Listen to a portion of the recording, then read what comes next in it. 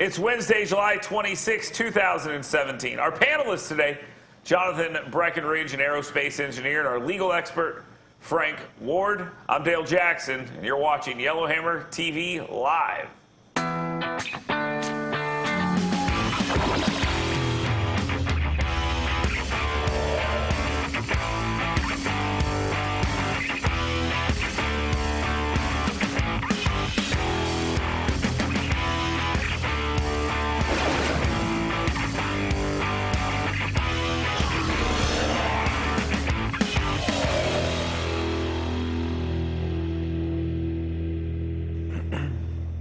Welcome to Yellowhammer TV Live. We have an amazing show for you today because things are going pretty much crazy in Washington, D.C., and it's working its way down here into the state of Alabama. We've got a hotly contested Senate race, and everyone still loves Donald Trump, but they also love Jeff Sessions. Can you love both? We'll talk about it, but right now, let's get to the headlines.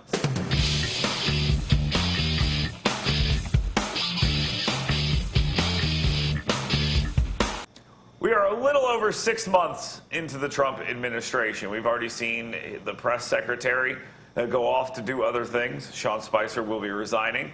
Now we have the Attorney General and the President of the United States not even talking. This seems like it would be somewhat of a problem. Yesterday, Donald Trump was asked about Jeff Sessions, and he said, quote, "Time will tell," which for anyone who's ever been fired by anything, they know that that is not a good sign when someone says, "Time will tell" about your employment situation. We'll get into it a little bit later and talk about the impact this is all having on the state of Alabama and the Senate race. But right now, let me go to Frank and Jonathan and talk to you guys about what is actually happening here. First, before we get started, Jonathan, does Jeff Sessions have a job Monday morning? I think he does. I think he has to. The president wasted all of his capital by firing the FBI director. He's wasted capital by getting rid of the press secretary. I don't think he's got anything left to get rid of the attorney general. Does Donald Trump care about that? I mean, that doesn't really strike me as a calculation Donald Trump makes. Frank, does Jeff Sessions survive all the way to next Monday? I think Jonathan is absolutely right in a logical world, but that's not Donald Trump's world. He may make it till Monday, but I'd be very surprised if he makes it to the middle of August. Yeah, I think I'm hearing rumors, I'm hearing rumors that are telling me that he's gone by Friday. And Really? Jeff Sessions has said, "I'm not resigning, you're going to have to fire me." That was what was said late last night. I'm not so sure that that continues all the way through the end of the week, because this is just an untenable situation. I mean, this is really a very weird situation, because he gave the statement about time will tell yesterday. Then he goes and holds a campaign-style rally, in Ohio. And while he's there, what he touts as progress in his administration are all things Jeff Sessions is doing as the Attorney General. So, a personality conflict? I mean, what's actually happening here? Is this all about Russia? Is it about personality? What is it, Frank? I don't think it's about personality. I mean, they both seem to really love each other all throughout the primary and general election. It's about Trump not getting what he wants. It's about Jeff Sessions being independent in the Justice Department. That's what it's about. Well, you also talk about how Trump wants nothing but loyalty. I mean, who's more loyal to Trump than Jeff Sessions? And now Trump's just turning on him for that? It makes no sense. It makes no sense. And if he does this, the next step in this is obviously getting Mueller fired. I mean, you don't do this if you're not heading towards that part, and then that opens up a whole other can of worms. To bring up ancient history, the Comey firing, what Sessions has given Trump is honest loyalty, which Comey said he would give, and instead of just blatant loyalty. Yeah, and if Sessions goes, people are saying, "Oh, well, maybe Ted Cruz will become the next AG." And I just think to myself, why would Ted Cruz do such a thing? It's like, hey, I'll give up my Senate seat, go work for Trump for 6 months, get crapped all over, and then thrown out into the street. I'm kind of surprised to see some of the reaction to this, especially in Alabama, not the politicians, but some of the people, my listeners, not happy with Jeff Sessions over this, which I think is misplaced. We'll move on. We'll come back and touch on that subject here in just a second. Washington, D.C. yesterday, the healthcare reform, Obamacare repeal, replace, for the first time took a significant step forward in having a vote that says we can discuss this. Now, the vote itself was 51-50, and that means Mike Pence had to come and discuss whether or not he was going to be the deciding vote in this, and obviously he was. Now, again, I'm not a prognosticator here, but you lost 2 Republicans. You required the vice president to come in and oversee the Senate. This doesn't bode well for the whole thing. Frank, can they get it? Can they get a repeal of any kind done here? You know, I also said Trump wouldn't get elected, so I don't know. Yeah. It's possible, but I don't think it's looking that way. I think if you have to bring in, I'll just say, in a marriage, if you've got to bring in a third party, and I'm thinking about Pence here, just so you can talk, I don't see it happening. I mean, you have 52 Republicans in this situation, and the issue here is 2 of them walk away.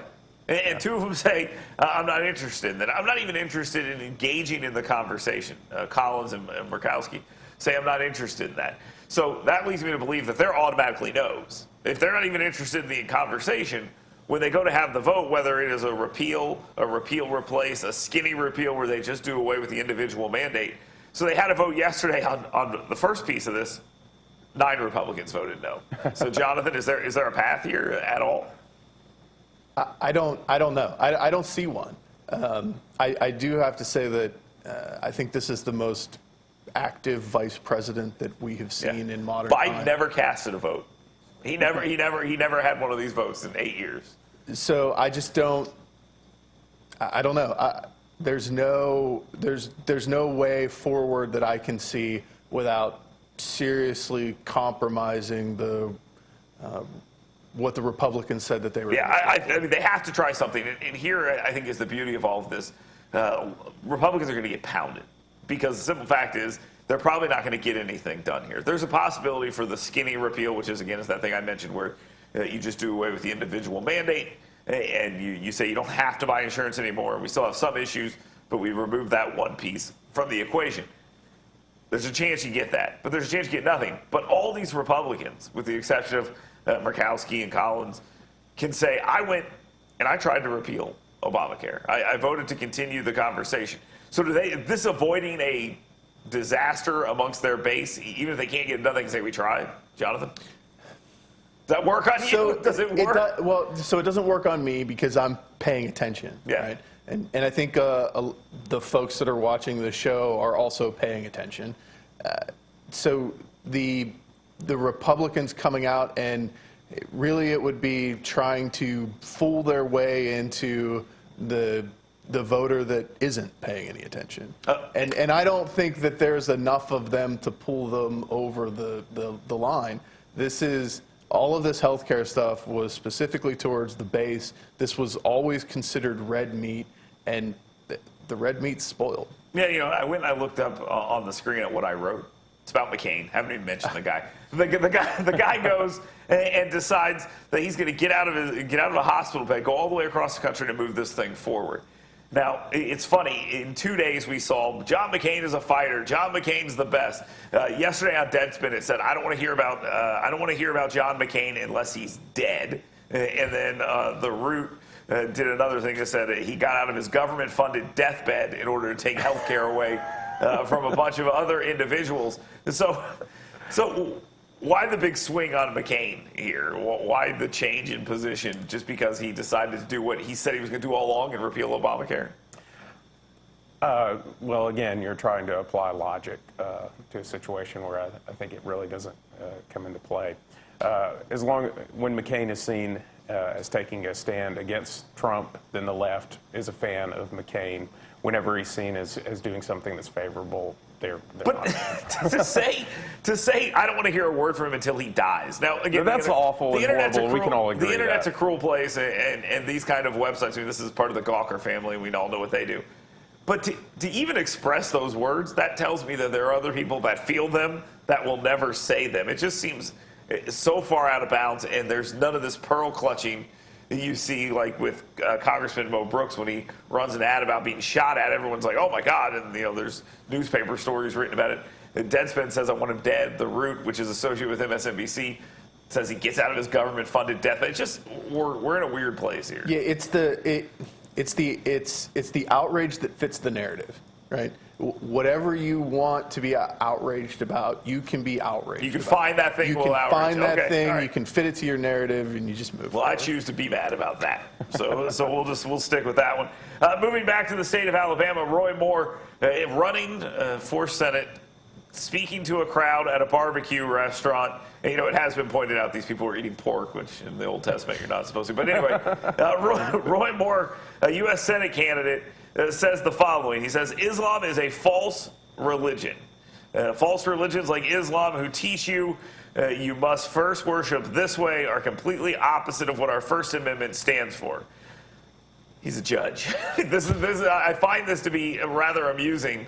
Frank, you're a legal expert here for us. Let's talk for a second. Islam is directly opposite of what the First Amendment stands for. What do you think?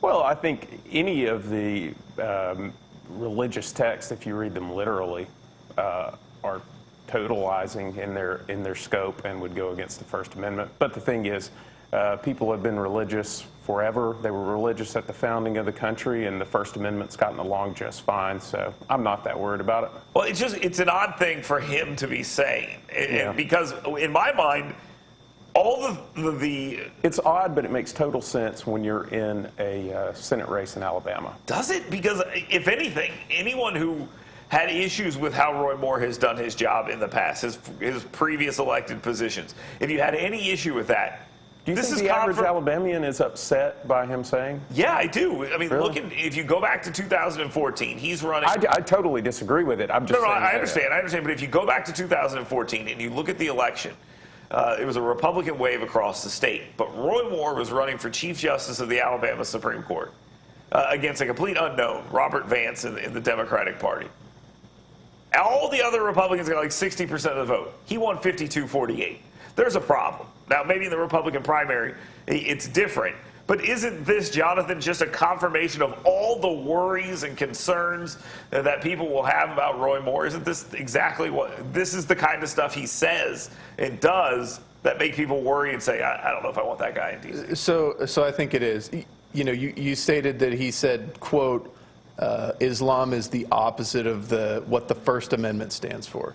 And yet this guy's been removed from office for violating the Constitution twice. Twice. And so he also said in the same article that his election and his election alone in 2012, quote, broke the Democratic Party.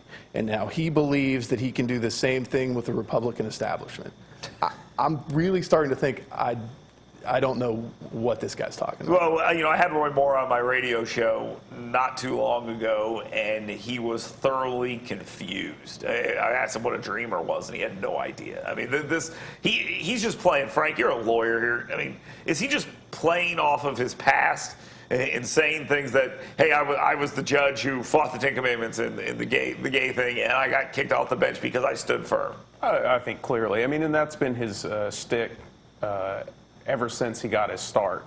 The fact that he was continuing to use judge on his campaign literature, even when he wasn't a judge, I think that's just more of the same. That's what he's always done. Okay. All right. Let's move on to the Senate race. Well, actually, I guess we're already talking about the attacks are starting to fly back and forth. We have something called the Swamp Drainers PAC that has emerged over the last couple of days. This is a group ran by a real estate developer, Stan Payne, out of Tuscaloosa. And I went through and I looked at some of the stuff he's done in the past. He went after Riley over the gambling stuff when Bob Riley was there. He went after Bentley, obviously, for his issues. He had been arrested for brandishing a shotgun at one of his properties. He targeted Harry Reid, and now he's going after Luther Strange. He wants people to know what the appointment of Luther Strange looked like when it was done. Bo Brooks isn't running this ad. Roy Moore isn't running this ad.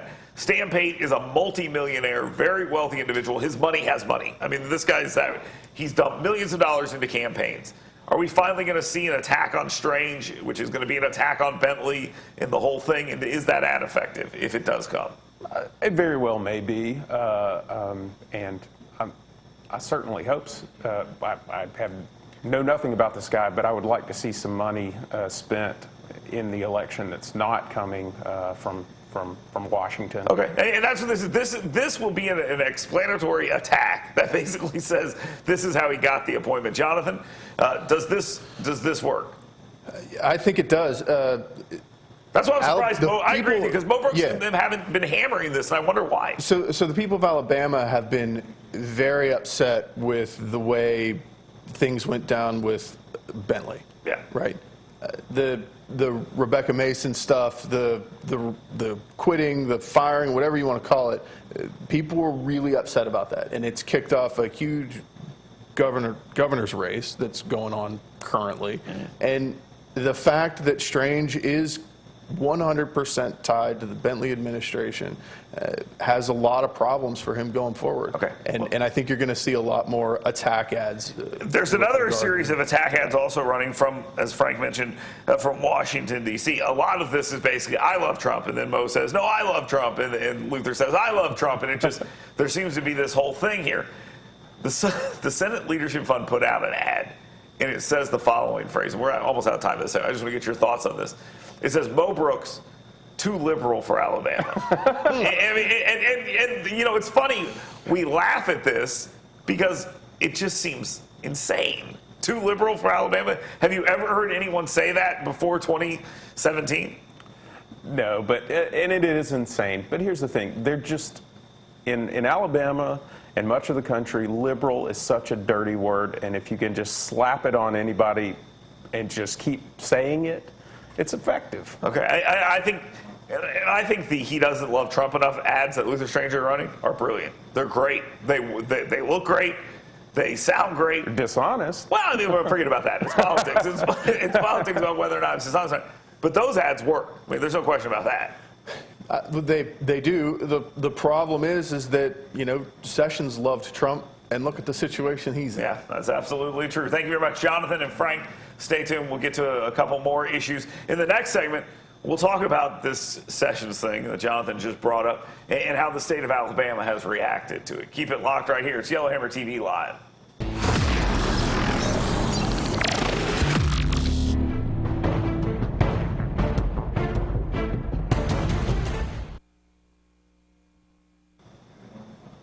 Welcome back to Yellowhammer TV Live. We continue. Jonathan Breckenridge, Frank Ward, our panelists here today. And let's talk about the response that Alabama has had to the attack on one of our own. Jeff Sessions, now the Attorney General, formerly a United States Senator from Alabama, just getting pounded by his boss. And it has happened over multiple days, multiple tweets, including yesterday when we were doing the show. He was sending out tweets ripping on Jeff Sessions. The state of Alabama has responded, I think, in a pretty strong way. We have watched as congressmen and Richard Shelby as well. So all the congressmen, Martha Roby, Richard Shelby, all these folks have come out and said, I support him, I support him, I support him. Roy Moore, who we talked about in the previous segment, hasn't released an official statement as of this moment. Mo Brooks referred to him as my friend and talked about the immigration, the law enforcement, and things of that nature. Luther Strange put out a very interesting statement, I would say. It is a statement that basically says, I support Donald Trump, I support Jeff Sessions, and the media is creating this. And I thought it was interesting. He's trying to split the baby on this, and you can see it there. I mean, Jeff Sessions is my mentor. I'm working alongside both to accomplish the Trump agenda for the American people, and we need to stop letting the media distract us from that agenda. Now, jump from the top to the bottom there. What? I mean, the media. I mean, the only reason the media is covering this is because Donald Trump won't shut up about it. Right. The only reason one of the reasons it's out there is because he's circumventing the traditional media and going directly to Twitter to say this kind of thing. In the state of Alabama, he has a 55% approval rating. The highest approval rating for Donald Trump in the country is West Virginia, 66% in West Virginia, 55% in the great state of Alabama. If you're a politician, Jonathan, you got to thread the needle here, and that's what Luther Strange is trying to do. Nobody else is hammering Trump. I mean, Mo Brooks isn't hammering Trump. Roy Moore isn't saying anything. None of the delegation is hammering away on Trump. Is there a fear in Alabama with 55% approval, especially in the Republican Party. The approval rating is much higher, obviously. Is there a fear here that beating up on Trump or not siding with him explicitly will cost you your job? I don't know. I don't think so. I mean, there's... Look at Martha Roby. I hate to interrupt you real quick. Martha Roby, she ran in 2016, and she was the only person in the Alabama delegation who said, I'm not voting for him. She straight up said, I'm not voting for him. Now, she almost lost her race in a write-in to a nobody. She knows she's screwed, and she can't go further out against Donald Trump. She came out in support of Sessions.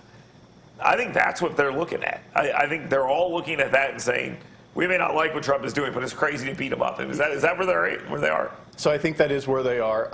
I think that is a completely wrong place to be, because you end up in the same situation that we all complained about whenever Barack Obama was president, of this cult of personality and following for no other reason but to follow, and not taking any logical understanding of what's going on. Okay, Frank, again, Roby is in the most tenuous situation of all the elected officials on the federal level. There's no question about it. Her statement was not a pro-Trump statement, but it wasn't a negative Trump. Nobody made a negative Trump statement. If Sessions gets fired, if Sessions resigns, does somebody come out and say something negative about Trump? Do any of these politicians blast Trump at all for this? I would be surprised simply because of the political nature of it and the fact that he has such a high approval rating, which I think is insane. I think what everybody should be jumping, well, and they have to a certain extent, jumping to Sessions' defense. Sessions, again, and I'm not a conservative, but Sessions is a true conservative, has been for years, well respected, and here we have Trump basically spearing him in public. Yeah, and running him down. And go ahead, John. So he's also been doing a really good job at being Attorney General. I mean, the Justice Department, if you go off and look at their Twitter page, they're releasing information on cases that they're closing on a daily basis. Just in the last week, a couple of these things that I was able to find were 2 Iranian nationals charged in hacking a Vermont software company.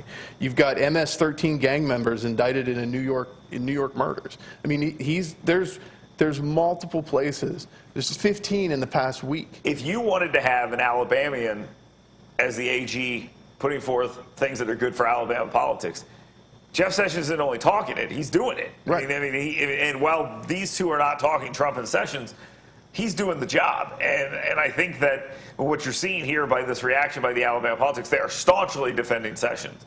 But because of that 55% approval rating and a higher approval rating amongst Republicans, which is their base, there's a trepidation to come out and start beating on him. Especially because what Strange has tried to do to Mo. I mean, so the lesson there is, if you come out and you say anything against Trump, no matter how true it is, we'll pound you for it. Okay. And it'll come back down. I think you're absolutely right. You're seeing it in the Senate race. Maybe after the Senate race, things might change a little bit, but as of right now, I don't see anyone coming out and attacking Trump. Stay tuned. When we come back, we'll talk about what's important to us. What's the biggest news of the day?